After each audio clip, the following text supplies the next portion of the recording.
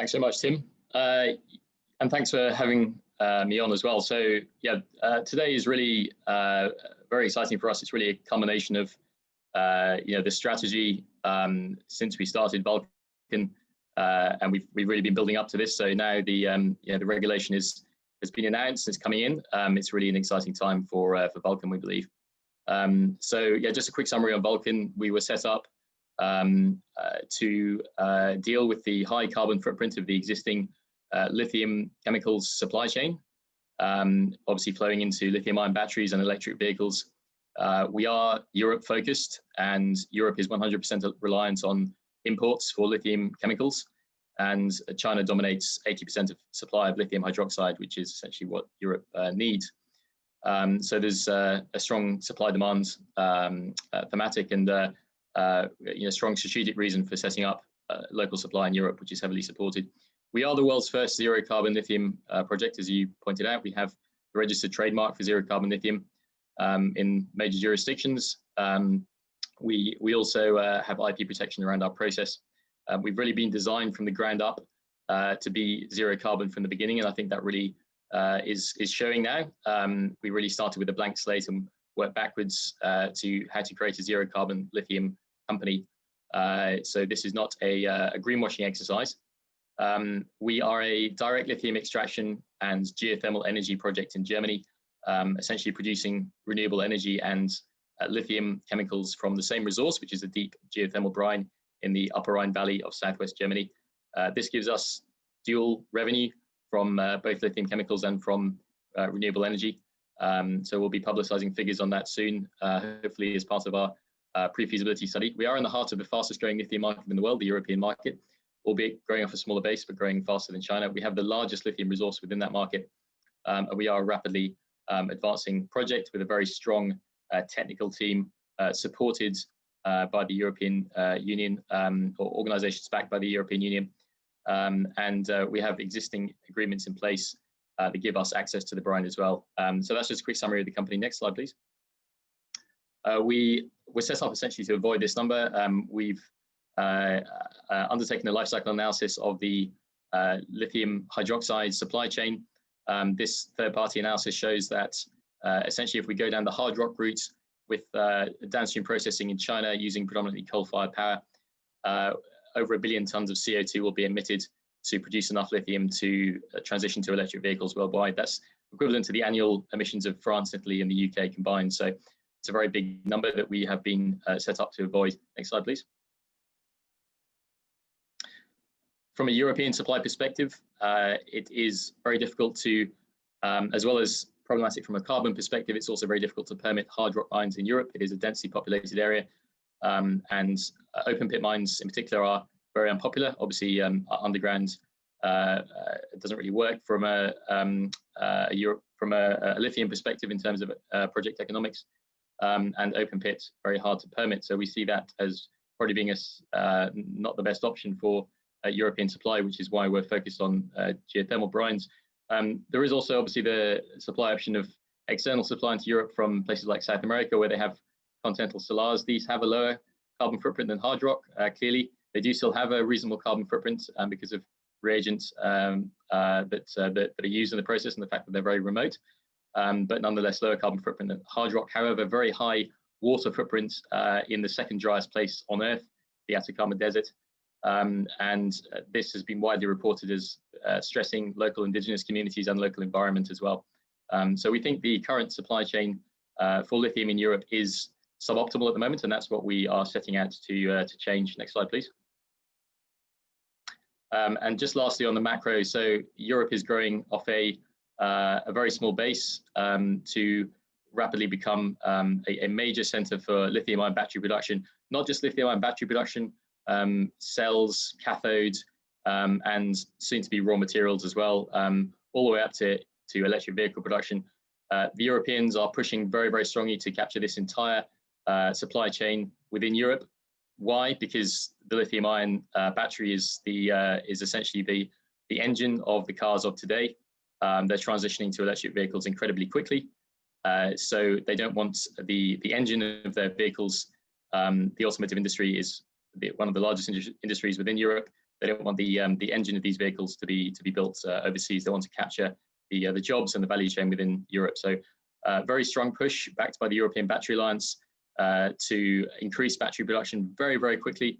This is causing a rapid increase in lithium demand as well. It seems to be, from customer feedback so far, seems to be 100% lithium hydroxide demand as opposed to carbonate. And added to that, in addition to the statements from the surrounding the European Commission regulation yesterday, we also have the likes of Volkswagen coming out and saying that they want to produce net zero carbon electric vehicles. Obviously, this is partly driven by the regulations that are coming out, including all the raw materials that go into the lithium-ion batteries. And they've said that they'll use sustainability on par with price, which obviously tells us that a sustainable product is potentially a premium product. Next slide, please.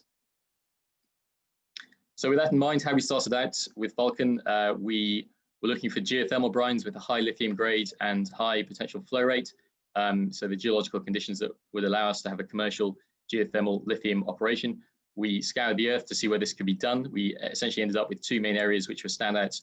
One was the Salton Sea in California. The other one was the Upper Rhine Valley in Germany. Also goes into the French side of the border as well. As mentioned before, we are very focused on the European market. So we entered into Germany. Germany also has a very supportive feed-in tariff regulation for geothermal energy produced as well, which was another reason for going to Germany. Next slide, please. So we started out in Germany. How the company started off, we attained a large license position, nearly 1,000 square kilometers of granted and application licenses. The Upper Rhine Valley is a Graben system, and it's one of the most well-explored Graben systems in the world, has been explored for oil and gas and geothermal for decades. This has generated an enormous amount of exploration data, which we have been able to leverage off, essentially, some of which is available for free, some of which we've purchased. So this is drilling data in the area. This is seismic data, 2D, 3D seismic, and this really allows us to visualize the subsurface and to do our resource modeling. So we've upgraded our resource a number of times over the last few months, and we'll expect to do that again in the future. Essentially, we have the largest lithium resource in Europe now by quite a large margin. Why is that significant? Well, we think that OEMs and other corporates in Europe want to really partner up with a project that has scalability, and we have scalability here. So we are able to just add more production wells to increase production within this very large reservoir. Next slide, please. Just a quick snapshot of some of the news that's been coming out over the last month or so. Really, it's every couple of days, every week at the moment, there's something new that comes out. It is a very exciting space to be in, the European battery market and the flow through to battery raw materials as well. So just a snapshots of that there.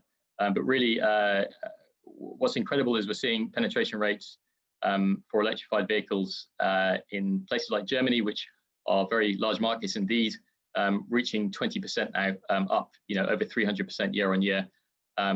Places like Norway have been ahead for a while. Norway's touching 80% now, but to reach 20% in a market like Germany is really a watershed moment.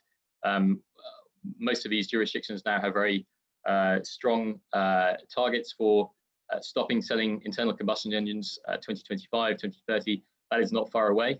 So there's a very quick transitioning to electric vehicles happening, and that is having a flow-through effect to lithium as well. Next slide, please.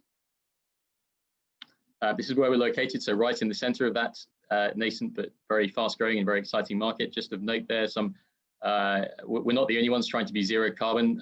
We are the only zero carbon lithium company, but further down the supply chain, so the likes of Northvolt, locating next to zero carbon sources of power, aiming to produce the greenest batteries in the world. And this is all being driven by these European Commission regulations, as well as people obviously wanting to decarbonize as well.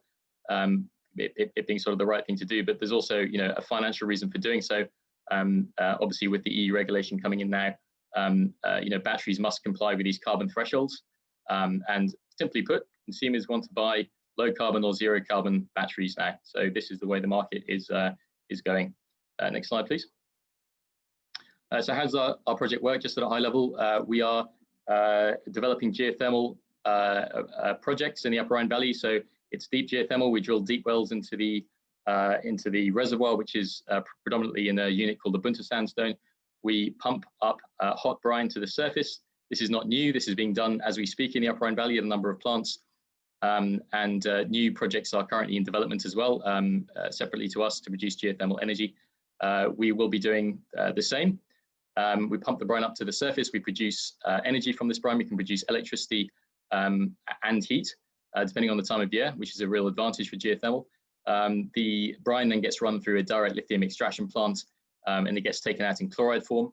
The brine is then re-injected, just minus the lithium, and the brine, the eluate rather, the lithium chloride eluate is then concentrated up using the heat from the geothermal plant. So we use zero fossil fuels to drive this process, and then we produce a lithium hydroxide product off-site at a chemical park. Throughout the whole process, we don't use any fossil fuels. We produce more energy than we need. We're a net energy exporter to the grid. So this is, as I said, this is an energy business as well as a lithium chemicals business, and hence the zero carbon lithium product at the end. Next slide, please. At a high level, the flow sheet is broken down into 3 sections. The binary cycle geothermal plant, as I said, nothing new there under the sun. It is currently being done in the Upper Rhine Valley and elsewhere in the world. Very well understood process. Direct lithium extraction, less well understood, however, already commercially used on brines, albeit a different type of brine. So we have been doing test work, which has been going very well so far on our geothermal brine, and we'll be further de-risking that and upscaling it next year. But essentially, we have this expertise in-house. We have some of the leading DLE experts in the world working for Vulcan. It's a very niche industry, within a very niche industry, I would say. So we're lucky to have that expertise on board. And then the lithium refining plant, depending on which route you choose, whether it's the so-called traditional route with carbonate step first, or whether you go straight to hydroxide. It's a very, well, the former is very well understood. The latter, there's a very similar process in the chlor-alkali industry, which is currently being used. So that's just a breakdown of the flow sheet. Next slide, please. Just a bit more detail there. So brine comes up at 165 degrees C. We use about 100 Kelvin in the geothermal plant. So it comes off at about 65 degrees C and goes through the DLE plant. And at the back comes your zero carbon lithium trademarked premium product. Next slide, please. Just a bit of a snapshot of what we expect to be publishing in the pre-feasibility study soon. So we will be developing a number of geothermal plants, each serviced by a number of wells. So shown there in red, these will be energy operations. There will be a DLE plant attached to each one. And depending on where you are in the system, each area can produce probably slightly different amounts depending on the flow rate. And then you have a central lithium plant, which we're looking at some chemical parks located around Frankfurt as possible locations. We transport the lithium chloride concentrate to those chemical plants. We can either use barge along the Rhine River, or we can use electric trucks depending on where we are in the project area. Next slide, please. Just to mention, we've talked a lot about carbon. We have quantified this as mentioned. We do sit at essentially a negative carbon point compared to roughly 13 to 15 tons CO2 per ton lithium hydroxide produced for existing and potential future supply for hard rock. As we mentioned, solar type brines, lower CO2 footprint, but very high water footprint, which is not shown there. So life cycle analyses rather very important when you're speaking to potential off-takers. Next slide, please. What this means for a potential off-taker, such as the Volkswagens of the world, Volkswagen planning to produce 28 million electric vehicles by 2028. We estimate this will produce 19 million tons of CO2 emissions just from the lithium required if they source that from hard rock. Essentially, we can get that to negative 7 million tons of CO2 using our process. Just to clarify, we're not taking CO2 out of the atmosphere. That is a net offset effect of essentially feeding energy into the grid and offsetting brown coal on the German grid. But we are a zero fossil fuels process, hence zero carbon. Next slide, please. Just a note on, I guess, what this project will look like. We hope to talk about Capex, OPEX, NPV, IRR very shortly as part of our pre-feasibility study, but essentially geothermal projects of this nature are well known to be high capital intensity, so there will be a high Capex associated with this project. However, we are building two businesses here. We're building an energy business as well as a chemicals business, and each with self-supporting, profitable revenue, essentially. So there will be a reasonable Capex up front. However, once this is in production, we would expect this to be one of the lowest OPEX operations in the world. Why? Because we're able to leverage off that freely available heat from the plant to drive the process. And obviously distance to market is a factor as well. So we expect this to be a very low cost operation indeed, very well insulated from any price shocks. And we're also supported by the 25 cent per kilowatt hour high feed-in tariff for geothermal energy. So the geothermal part essentially pays for itself and makes money. And essentially, this is a very big strength of the Vulcan project in that we can carry on producing energy regardless of how much lithium we produce, and we can keep that payback going. So a substantial de-risking effect. Next slide, please. Just a note on our board. So we do have very strong geothermal energy expertise on our board. Dr. Horst Kreuter has been involved in starting the first geothermal company in Germany back in the 90s and has been involved in geothermal project development ever since then. He comes with his own development team and is really sort of very well placed to lead this forward. We also have strong ESG and impact investment expertise on our board with Rania Al-Kanamani, and investment banking expertise with Graben Resources. Myself, I come from a lithium background. Next slide, please. In terms of the technical team, these are the guys that really make it happen. We have very strong expertise both on the lithium side, direct lithium extraction, chemical engineering, a lot of PhDs and some very smart people there. And also on the business development side, experienced lithium industry people and ex-Tesla people working for us as well. So a really exciting and dynamic team to lead us forward. We do expect this team, which is predominantly located in Karlsruhe in Germany, to grow substantially into early next year, really as we transition to much more of a development company. So expect to see this grow substantially in sort of Q1, Q2 next year. Next slide, please. Just to mention, we are supported by an EU-backed group, EIT Energy, and we do expect that to help with fast-tracking of the necessary licenses to take this forward. And also, EIT Energy is assisting us with speaking to offtakers as well. So good to have that sort of EU tick of approval for the project. Next slide, please. So where are we in the project? We have completed a scoping study. We haven't publicized metrics around the project yet, NPV, IRR, etc. So we're very excited to do so. Our pre-feasibility study will be our first opportunity to do so. We are working hard to get that out before the end of the year. So the guys are working extremely hard on that at the moment. Obviously, not much of the year left. So should there be any delays, we would push into Jan, but we're still working hard to get that out by the end of the year. Next year, we'll be starting our definitive feasibility study, and we'll be also pursuing offtake agreements between our PFS and our DFS. We'll be scaling up and de-risking the processing as well, and really trying to get this to a bankable stage in as short a time as possible, targeting 2024 for first production. Next slide, please. Just a bit of a snapshot there. This is a bit of a fast-moving target. I know we've had some moves today, but yeah, essentially sitting at I think just under 200 mil market cap now. Management are the biggest shareholders in the company, are very strongly incentivized to take this forward. We have a good cash position for what we need to do for now. So yeah, company is in a very strong state at the moment. Next slide, please. And that's essentially it. So world's first and only zero carbon lithium process, dual revenue potential. Hopefully give you some numbers on that shortly with the pre-feasibility study. EU backing, Europe's largest lithium resource, center of the fastest growing lithium market in the world. Really the right team for the job to take this forwards. And yeah, exciting day for us with the European Commission regulation announcement surrounding CO2 footprint thresholds for lithium-ion batteries in Europe. Thank you very much. Thanks, Francis. We've gone a bit over time, but it is the last webinar for the year and we still have a good audience. So if you don't mind, a couple of questions.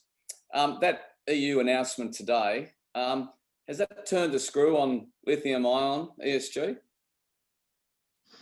And how does that affect Vulcan?